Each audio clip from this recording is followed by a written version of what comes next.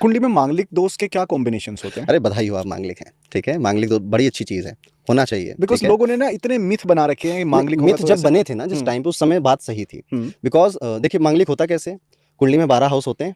अगर आपका मंगल 12th house में, फर्स्ट हाउस में, फोर्थ हाउस में, सेवन्थ हाउस में और 8th हाउस में बैठा है, तो आप मांगलिक हो। तो 12 में से तो 5 घर तो मंगल ने ले ही लिए। तो इस दुनिया के 43% लोग मांगलिक हैं। तो ऐसा नहीं है कि आप कुछ रेयर हो। लगभग लगभग अगर आप देखो तो 10 में से 4.5 लोग मांगलिक हैं।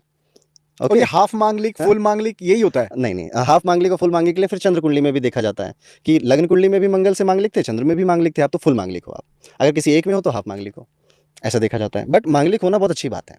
जब आप मांगलिक होते हो ना, तो आप बहुत एम्बिशियस होते हो। मंगल है ना, मंगल इज नॉट पावरफुल। तो आप छोटी मोटी बातें करते ही नहीं हो कि मैं ये छोटा मोटा काम करूंगा, इस तरह की लाइफस्टाइल मिल जाए, 20,000 महीने में खुशी नहीं। ये व्यक्ति बहुत एम्बिशियस है, इसे कितना भी मिलता जाएगा, ये और के लिए मेहनत करता जाएगा। चाहिए तो मुझे भी बहुत कुछ, पर मांगलिक वाला मेहनत भी करता है उसके लिए। दैट इज वाई मैं कहता हूँ बधाई हो, आप मांगलिक हैं। मांगलिक व्यक्ति बहुत पैशनेट लवर होता है। जब प्यार करता है तो अपने प्यार को एक सम्मान की तरह देखता है, जिससे भी प्यार कर रहा है ये, कि ये मेरी रिस्पेक्ट है, मेरी इज्जत है, इसको किसी ने आँच नहीं आने दूंगा मैं। तो ये मांगलिक व्यक्ति होता है, पावरफुल होता है, उसका एटीट्यूड पावरफुल है। अब मांगलिक दोस्त से डरी क्यों दुनिया? हम्म। मांगलिक लोग सेक्सुअली बहुत एक्टिव होते हैं। ये इनको बहुत इंटीमेसी पसंद होती है, जिसमें कोई बुरी बात नहीं है। पुराने टाइम में भी ये ऐसे ही थे। उस समय मेडिकल साइंस इतना इंप्रूव्ड या इतना एडवांस नहीं था। सो जो फीमेल मैरिज करती थी मांगलिक व्यक्ति के मेल के साथ, वो बार बार प्रेग्नेंट हो जाती थी, और एक किसी प्रेगनेंसी में उसकी डेथ भी हो जाती थी। तो वहाँ से आया कि मांगलिक से शादी करी थी ना, इसलिए मांगलिक का भी कॉन्सेप्ट पुरानी क्लासिकल टेक्स्ट में नहीं मिलता। ये भी अभी नया इजाद किया हुआ कॉन्सेप्ट है, ओके। काल सर्प दोष की तरह। तो ये फिर ये भी मिथ ही है कि मांगलिक से शादी नहीं करनी चाहिए? देखिए मांगलिक जो व्यक्ति है ना, उसका डिज़ायर अलग है अपने पार्टनर को लेकर।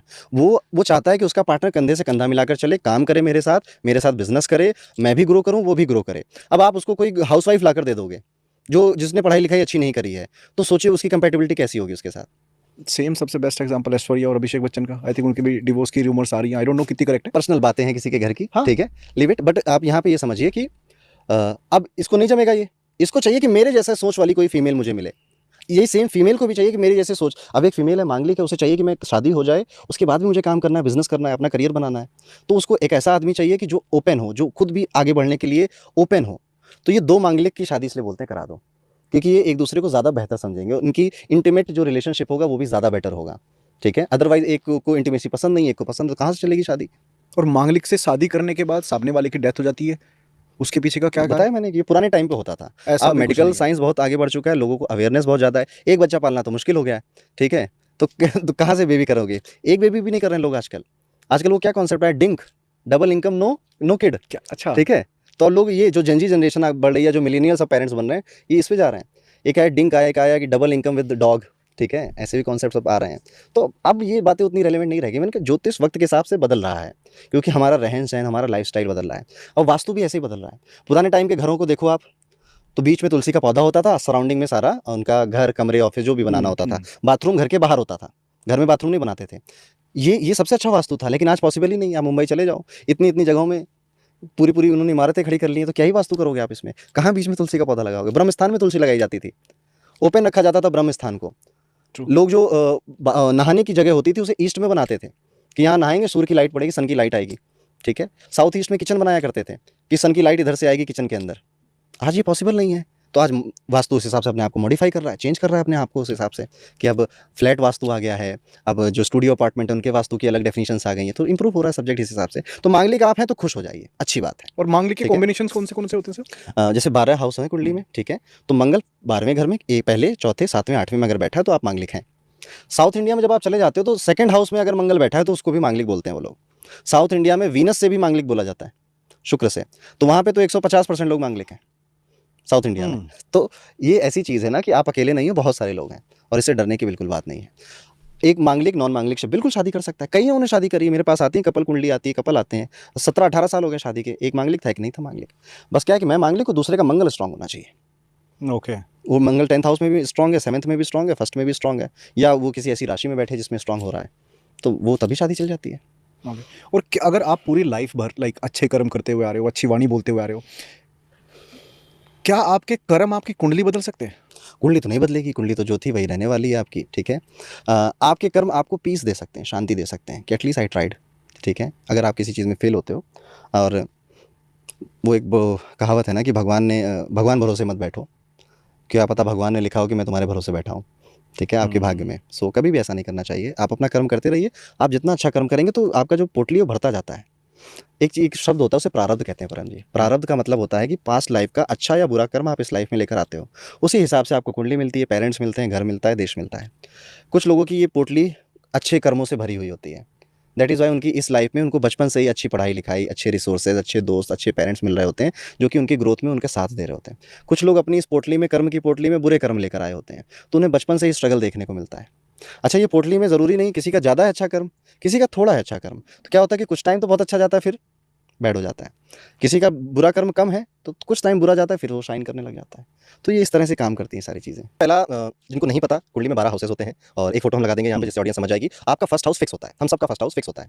फर्स्ट हाउस सबसे इंपॉर्टेंट है। जब आपका फर्स्ट हाउस को समझ लीजिए, हेड है आपकी बॉडी का। जब यही काट देंगे तो चाहे कितने अच्छे हाथ हो, कितने सिक्स पैक्स निकले हों, कोई फायदा नहीं। बुद्धि खराब है तो आपकी कुछ भी आप नहीं कर पाएंगे। That is why first house की हेल्थ बहुत अच्छी। कैसे देखते हैं हेल्थ? अगर फर्स्ट हाउस में सैटर्न बैठ गया है तो ये थोड़ा डिफिकल्ट हो जाता है, क्योंकि लाइफ में चीज़ें स्लो हो रही होती हैं, धीरे हो रही होती हैं।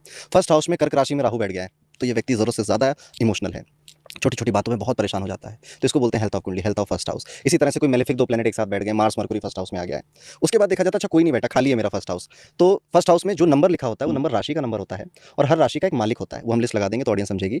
आप देखिए फर्स्ट हाउस का लॉर्ड कहाँ गया, किस और दूसरे हाउस में चला गया। फॉर एग्जाम्पल फर्स्ट हाउस में 5 नंबर लिखा है, तो 5 नंबर का जो लॉर्ड है वो सन है, सूर्य है। आपको देखना है सूर्य कहाँ गया। अगर ये सूर्य 8th हाउस में आ गया, 8th हाउस है डेथ का, 8th हाउस है पेन सफरिंग का, लॉसेस का, तो आप चले गए लॉस में, लाइफ चली गई पेन एंड सफरिंग में। ऐसे लोगों की लाइफ में हर दूसरे कदम पे एक समस्या आने लग जाती है, चाहे कुछ भी कर लें। इसी तरह से जो हमारा 11th हाउस है वो हमारी इनकम होती है, गेन्स होते हैं। तो 11th हाउस में देखिए कि कौन सा नंबर लिखा हुआ है। फॉर एग्जाम्पल वहाँ पे 11 नंबर लिखा है, तो 11 नंबर के मालिक शनि है। अगर वो वहाँ से उठकर 8वें घर में आ गया तो क्या हुआ, इनकम चली गई आपकी लॉस में। जितना आ रहा है उतना जा रहा है, ज़्यादा जा रहा है, आ कम रहा है। ये भी बड़े परेशान रहते हैं। कई लोग इसे पितृदोष भी बोल देते हैं, उस पे हम बाद में भी आएंगे। पर ये कुछ चीज़ें हैं, 2-4 चीज़ें। और कुछ मेलेफिक प्लैनेट्स होते हैं, वो उनका कंजंक्शन नहीं होना चाहिए, वो कुंडली में साथ में नहीं बैठने चाहिए। जैसे कि एक कंजंक्शन है सूर्य और राहु का। सूर्य राहु का कंजंक्शन आपको गवर्नमेंट जॉब भी दिला सकता है, लॉ में बहुत अच्छी आगे भी ले जा सकता है, बट कई सारी समस्याएं भी देता है। समस्याओं में सबसे पहले कि रिस्पेक्ट नहीं मिलती, इज्जत नहीं मिलती, सम्मान नहीं मिलता जितना आप डिजर्व करते हो। नो डाउट सूर्य राहु को लेकर भी आप लाइफ में बहुत आगे जा सकते हो, बढ़ सकते हो, बट ये चीज़ खटकती रहेगी हमेशा मन में। ऐसे ये कॉम्बिनेशन होता है जिसमें सैटर्न और राहु का कॉम्बिनेशन एक ही साथ बैठ जाए कहीं भी कुंडली में, तो क्या होता है, बंदा राइज बहुत करता है, बहुत अच्छी अच्छी पोजीशंस पे जाता है, बट हमेशा चिढ़ने वाले और जलने वालों से घिरा हुआ रहता है। तो ये भी एक लाइफ का दुख है, दर्द है। तो ऐसे कुंडली में कई सारी चीज़ें होती हैं जो कि आपको बता सकती हैं कि कुंडली की हेल्थ अच्छी है कि खराब है। अब ऐसे कॉम्बिनेशन बहुत सारे बन जाए कुंडली में तो कुंडली थोड़ी गड़बड़ हो जाती है। लेकिन अच्छे कॉम्बिनेशंस भी हैं, जैसे कि 9th हाउस में जुपिटर बैठा है आपका, लग्न में जुपिटर है, लग्न में शुक्र बैठा है अकेले आपका अपनी राशि में बैठा है। लग्न मतलब फर्स्ट हाउस होता है, ठीक है, तो पहले घर को हम लग्न बोलते हैं, और पहले घर में जो नंबर लिखा होता है उसे हम उस लग्न की, उस राशि का लग्न बोलते हैं। जैसे फॉर एग्जाम्पल पहले घर में अगर आपके नंबर 6 लिखा है, 6 नंबर कन्या राशि है, तो हम बोलेंगे कन्या लग्न की कुंडली है। तो क्या होता है, और बाकी सारी राशियां एंटी क्लॉकवाइज इंक्रीज होती चली जाती हैं। तो ये कुछ तरीके हैं जिनसे देखा जा सकता है कि कुंडली अच्छी है कि खराब है। Okay. अब कैसे कुंडली मिलानी चाहिए शादी के लिए? हाँ, मैं अगला सवाल वही था। अगर आप शादी के लिए कुंडली मिला रहे हो तो दोनों की इंडिविजुअल कुंडलियां देखिए। क्या इसकी कुंडली में मैरिज हाउस अच्छा है, शादी लॉन्ग लास्टिंग है, कहीं डाइवोर्स का योग तो नहीं है इसकी कुंडली में, हेल्थ अच्छी है, कहीं कैंसर ना हो जाए इसको, कोई ऐसी लाइलाज बीमारी तो ना हो जाए, क्या इसकी कुंडली में मनी अच्छी है, पैसा अच्छा है कि घर परिवार पाल पाएगा, संभाल पाएगा। ये जो बेसिक चीज़ें हैं, ये 4-5 चीज़ें, हेल्थ हो गया, क्वालिटी ऑफ मैरिज लाइफ हो गई, और मनी हो गया। अगर ये अच्छा कैरेक्टर भी देख लीजिए, नेचर इस व्यक्ति का कैसा है। अगर ये चीज़ें अच्छी हैं तो गुण कम भी मिल रहे हैं, आप शादी करा सकते हैं, शादी टिक जाएगी, अच्छी जाएगी। There are lots of people जिनके बहुत कम गुण मिले, 8 गुण मिलते हैं 36 में से, 15 मिलते हैं, शादी बढ़िया चल रही है। And there are lot of people 36 में 32, 36 में 33, 36 में 36 गुण मिल रहे हैं, शादी नहीं चल रही, डाइवोर्स हो रहा है। तो अब वो सीन बदल गया, और यही तो है मॉडर्न एस्ट्रोलॉजी। वक्त बदल जाता है तो कुंडली को देखने के तरीके बदल जाते हैं। ज्योतिष में ही एक बात आती है, उसे बोलते हैं देश काल पात्र। आप किस देश में पैदा हुए हैं, किस कंट्री में, किस टाइम पीरियड में पैदा हुए हैं, और किस घर परिवार के आसपास पैदा हुए हैं, किस राजखाने में पैदा, खानदान में पैदा हुए हैं, ये भी तो फर्क डालता है।